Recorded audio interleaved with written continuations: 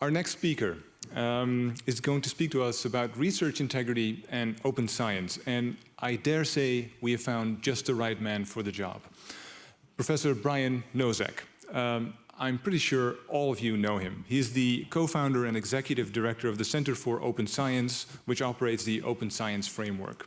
He's also a professor in the Department of Psychology at the University of Virginia. His research interests include implicit bias, decision-making, attitudes, ideology, morality, innovation, and barriers to change.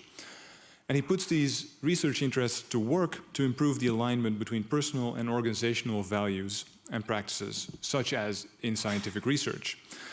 And you don't need to take my word for his influence and importance in the open science movement. In 2015, he was named one of Nature's 10, and he was mentioned in the Chronicle for Higher Education's influence list. So it really is an honor to have you here with us today, Professor Nosek. You're going to speak to us about safeguarding research integrity in the open science era. The screen is yours. Thank you very much. I am delighted to be part of this event, particularly as the Netherlands is a leading light in the effort to transform and improve the research culture towards research integrity. And I want to express my thanks also to the whole team that conducted the national survey, as this will not just have impact within the Netherlands, but its comprehensiveness will have extended impact across other national contexts, as we have an exemplar to try to aspire to and emulate in other national environments. What I'd like to do today with my presentation is extend on the comments of Dorothy in her opening keynote, Gallery's summary of the survey, and Tamarinda's context within the mentoring environment in institutional contexts. And I won't raise anything that is shocking or new as ideas, but really want to focus the time on how do we translate the goals, the motivations, the recognition of the challenges that we have for promoting research integrity into solutions that can actually work and that we can actually sustain in the institutional context. And a lot of the answers for that are really just returning and staying close to the fundamentals for what we know already about how to change behaviors and how to change research, how to change cultures and sustain those changes. So my point is really just to summarize three fundamentals. We have to start with assessment, knowing what the current state of practice is, and identifying where the values that we have for our cultural contexts are misaligned with the practices that we encourage and sustain. The national survey takes a big leap forward in that, in the Dutch context. We have to focus on implementation, not just on here's a solution and walking away, but recognizing that the research culture is complex and the way in which implementation occurs may need lots of attention and nuance by disciplinary area, by research stage, by other factors that can affect behavior and institutionalization in the positive sense of those changes. And the third of evaluation, to reinforce that implementation, we have to recognize that unintended consequences will occur. Dorothy summarized a few well-intended ways to try to promote greater impact, greater progress in research, but had bad effects in terms of incentivizing behaviors that actually may have reduced the pace of progress and encouraged mal-behaviors that interfered with rewarding things that we want to try to reward. So let me start with assessment and really just try to build on the summary that Gallery provided of the national survey itself. And that is in part to return to that example that she and Tamarinda both raised of the Mertonian norms and reference back to this classic study by Anderson and her colleagues, where they asked researchers whether they endorsed the Mertonian norms versus the counter norms. And at the top, you see that of the 3,300 or so interviewed, in gray, more than 90% said that they believe in the Mertonian norms. They think that's how science should operate, compared to the counter norms, which in black only 2 or 3% would favor the counter norms over the norms. Researchers endorse the ideas of transparency and openness, of self-skepticism, of just trying to pursue knowledge for knowledge's sake, rather than the counter norms of secrecy and competitiveness and being dogmatic about our ideas. Simultaneously, researchers perceive that they are mostly trying to behave according to those norms in the middle bars. About 60 to 70% say they behave according to those norms, but they recognize that those counter norms are also having some weight on their behavior. But then at the bottom, when they're asked, how does your environment, what do others in your research culture, how do they behave? They identify the counter norms as dominating the research culture over the norms. And this is an operational definition of a dysfunctional research culture. Researchers themselves at the top endorse these norms of scholarship. This is how they think science should operate. And simultaneously, collectively, those researchers don't perceive the environment itself to be reinforcing it. So that is both the call for change to try to align the perception and understanding of the research culture with the values that we aspire for it. And it highlights the opportunity that we have, because we don't have to convince researchers of those values. They're already almost consensually shared.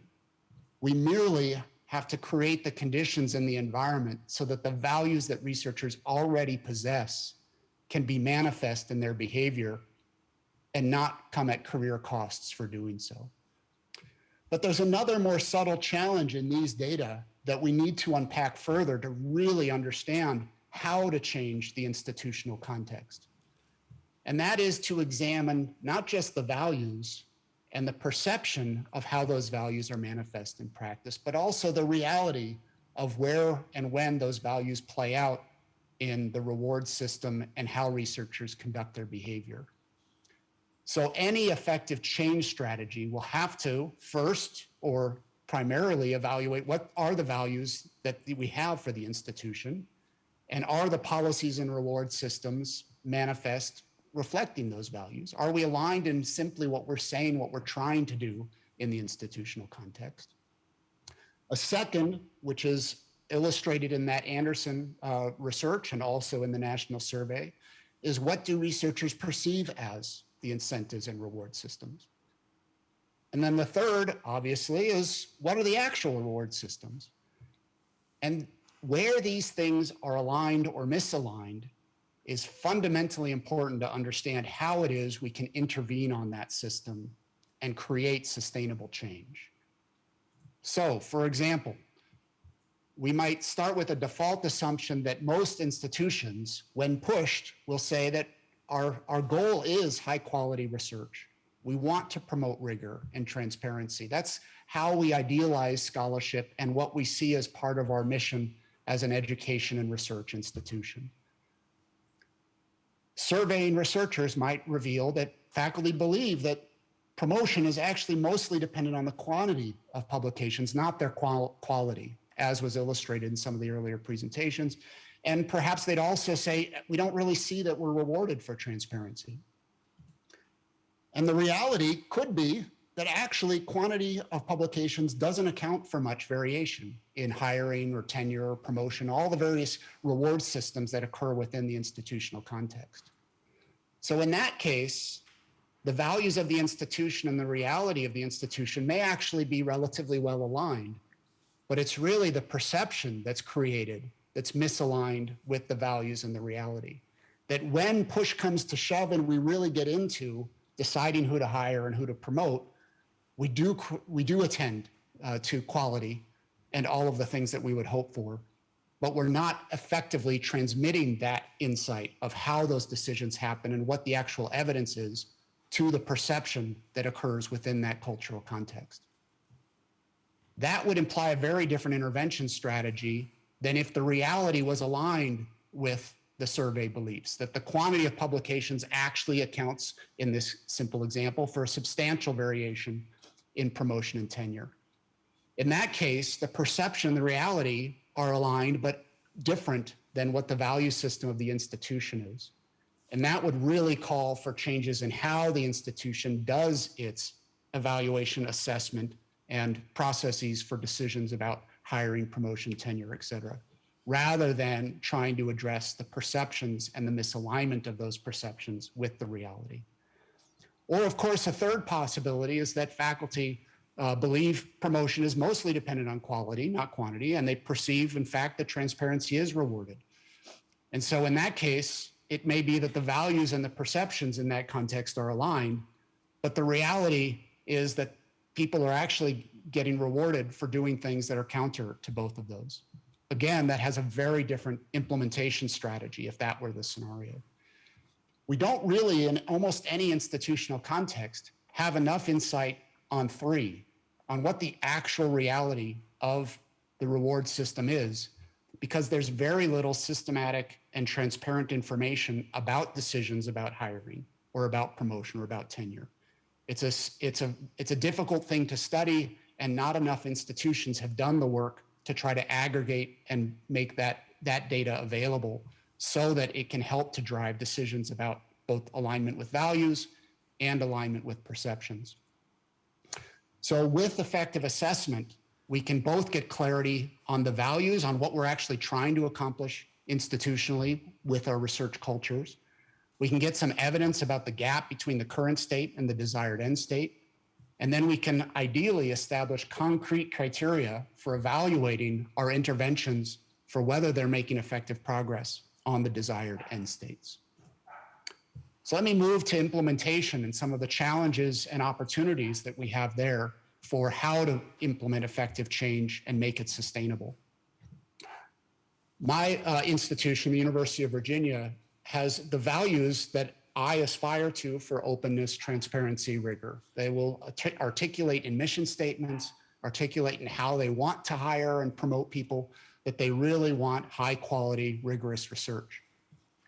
Simultaneously, when I go up for promotion, and all of my colleagues, we have to print out every single paper that we've published to date and submit that entire stack to the committee. That is misaligned with the values that are targeted, and it's a very subtle and very fixable paper. Dorothy referred to this as you submit some n number of papers for the review process. There are many occasions where very subtle things in how the system does its processes, without necessarily even intending to, actually reinforce behaviors that are very different than the value systems that it promotes. And so sometimes the sustainable change is simply looking at how does the system produce dysfunction just by the processes that it implements in its administrative functions, not even in its trying to translate value systems into directives of researcher behavior. In the broader context, we have to recognize that researchers themselves come to research with very different motivations and are responsive to different interventions based on those motivations. So in our model of a theory of change for how to change research cultures and make that sustainable, we recognize that there is an adoption cycle where those motivations manifest differently. Innovators and early adopters are not as subject to the reward systems in the research culture. They're motivated by the behaviors themselves. Someone who identifies as an open scientist may be excited just by the presence of infrastructure to make it possible to share data, to jump in and try it out. Those innovators and early adopters are change agents because making their behaviors visible when they're willing to do those research integrity enhancing behaviors just because they're motivated by the behaviors themselves are effective for making visible to start to change the norms within research cultures. See, there are people doing these behaviors now. Here's why they're doing the behaviors.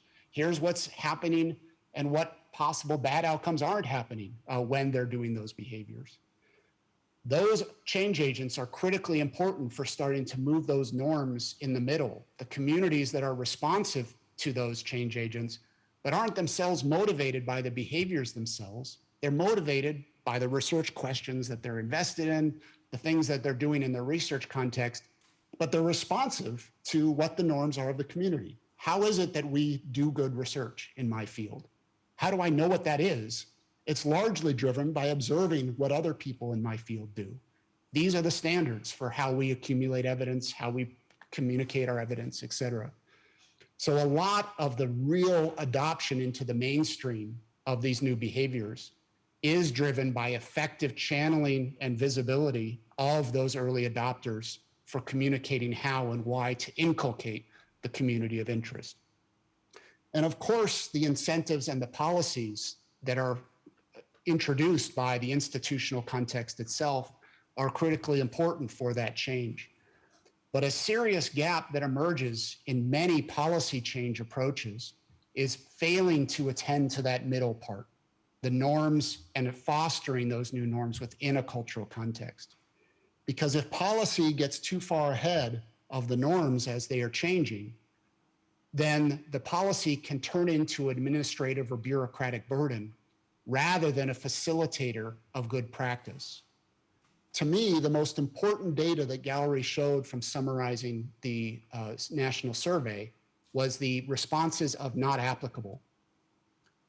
Arts and humanities fields see many of those questionable research practices as not applicable to them. That doesn't make sense in my research context. Many different fields see pre-registration as not applicable to how it is we do our research. If we don't attend to that perception of this behavior that you're trying to change just isn't relevant to my research context, we will not get effective behavior change. And if it is imposed, it could have negative consequences to the actual conduct of that research in that context. Perhaps because it's misaligned with how that research actually happens, or as Gallery intimated, perhaps because we haven't done the work to help translate how that particular behavior, or how that questionable research practice, how it manifests in that individual research context. And so we have to do that translation work, that generalizability work, to give researchers some understanding of how this fits in to how it is they think about their own research, because they are the best positioned to embrace and understand how it is that behaviors that we're trying to promote at an abstract level play out in the context in which they are embedded. So one illustration of that is work that was led by Dina Plemons at the University of California, Riverside, that we participated in, which was a research integrity intervention that was in the environment where researchers are making decisions that have relevance for research integrity. Too much research integrity work is done in the abstract. Read these abstract statements about integrity, and you do the work to translate how that operates and when it operates in your research context. Here are some case studies. Read about them and understand now issues of research integrity. This approach was, let's ground it in the everyday decision-making that you do in your lab every day, and have that discussion with your colleagues about how those decisions occur. So the intervention in this context was discussions, facilitated discussions about lab authorship and data management policies, and then training on infrastructure for how those policies could get implemented when the lab comes to a vision of how they want to do those things. And what outcomes were observed in this randomized trial was that this intervention compared to controls led to stronger perceptions of ethical views being changed. Data management plans did not shift the perception that groups had them. Every group essentially perceived that they already had data management plans, whether they went in the control condition or the intervention. But a strong increase in the recognition of the lab having an authorship policy. And then on a variety of assessments of the culture that was emerging in the lab, we showed positive effects of this intervention in creating that discussion and discourse around ethics within the laboratory environment. So grounding it in the laboratory work, I think, is critical for how it is that these abstract ideals we have get translated into specific practice. Another feature of this that's critically important is to recognize that if you are an open scientist and you're trying to change the research culture around you to be pro-open science, almost no one else in that research culture is going to care about open science per se as much as you do. the actors, the motivators, the extenders of these sorts of new behaviors of advancing research integrity are doing so because it's an internal passion. And others in that research community certainly care about research, care about doing high quality research, but it's not necessarily part of their social identity to be a reproducible researcher or to be an open scientist. They're there to study the questions that motivate them. And so recognizing that their motivations are primarily about their work rather than as a social rather than trying to create a social identity around a particular type of model of research integrity is vital for designing effective interventions. Meet them where they are and create the messaging about how it helps them with the problems they're trying to solve, rather than trying to create a social identity around them. A lot of these behaviors also have a high barrier to entry and can be daunting because I don't know if I can do that well. And so we have to create a culture of getting started, do the behaviors, and then cultivate recognition that you have to learn how to do those behaviors over time, doing them right. And then finally, because a lot of these behaviors, there are a lot of these behaviors, it can feel very daunting as well to try to jump in to do everything. Rather, we can communicate a model of incrementalism. Try one thing, move to another thing, rather than you're either in or you're out in a lot of these behaviors. So I'll just close, since I see that we are out of time, with noting that if we don't integrate evaluation into these processes, we won't know if any of this is working, and we won't know when it's not working well, particularly when a lot of these interventions don't generalize effectively into particular research contexts. And so we have to build in a model of evaluation of interventions as they are going to have responsive dialogue between the evidence and the interventions themselves. So thank you again for the invitation to this, and I'm delighted to be part of this event, and thank you again for doing the work on the National Survey. Thanks so much, Professor Nosek.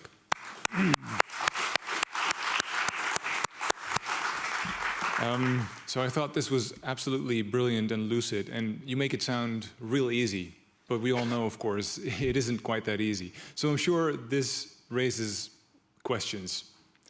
Anyone here in the audience? Lex Bouter. Hi, Brian. Excellent talk. I really enjoyed it. You were arguing that research institutions can do more and can do better. My question is, what is your view on the role of funding agencies and maybe also journals in making the changes we all believe that are important to make? Personally, I believe that especially funding agencies can be very efficient in making changes happen. Excellent question. Thank you, Lex. I agree that funding agencies have a very easy mechanism to create change by altering their decisions about who gets the money. It's a very strong motivator, as Dorothy reviewed. And so doing interventions there can have a substantial impact. Your question highlights what is the key challenge for ultimate culture change, which is the coordination problem. Any individual researcher has a unique set of pressures and cultural systems that influence their own behavior. Their institution where they're embedded, the funders that fund their work, and the journals where they publish, and of course the societies where they are members that set the norms. And really effectively addressing culture change requires trying to align and coordinate those changes. If an institution gets too far ahead of where it is that journals and funders have changed, then it may disadvantage its own staff for the changes that they're trying to make in other ways. Likewise, if journals go too far out before institutions are changing, it may isolate itself in the changes being made. So the coordination is a very hard problem to solve because there's siloing of these stakeholders, and they are themselves subject to the same kinds of cultural constraints of the researchers that they are trying to change in behavior. The positive part is that there is broad recognition of these challenges. All of those stakeholder communities recognize the challenges for research integrity, are doing behaviors to try to promote greater research integrity, and in part are aligned on what needs to change. And so that's what organizations like Quest, like us, like the UKRN, all of these, I think, are playing critical roles in trying to foster communication and coordination across all of these institutional and stakeholder agents. So thanks for calling that out. Thanks. Here's a question from the online audience. In recent times, attention for knowledge safety has increased, in the Netherlands at least, raising worries, at least some people think, about open science. So the question is, can you speak to the interplay between open science, knowledge safety, and research integrity? How open can you be while also being careful that knowledge, publications, data isn't misused by malevolent parties?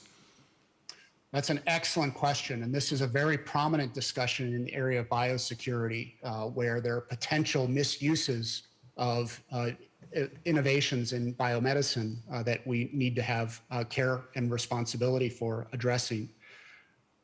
So there are a couple of different answers. One is that there is not an all or none between open and closed. There is lots of room in between those. And the baseline call that many open scientists embrace, which I think is a really nice, pithy phrase, is as open as possible, as closed as is necessary. And I think we have to have that modeled in all of our policy work and our promotion work, which is upfront the recognition that not everything can be transparent. And in fact, the issues related to security become all the more important as we move towards openness as the default, because of the potential risk of making things open that should not be open. And that can occur in data itself. It can occur in some of the methodologies that we promote. It can occur in some of the translation of some of the findings into practice. So for me, the key is let's do those assessments as early in the research life cycle as possible so that we can articulate the rationale for why some things can't be open. This presents a biosecurity risk. This presents a personally identifying information risk. This presents a misuse risk of X, Y, or Z.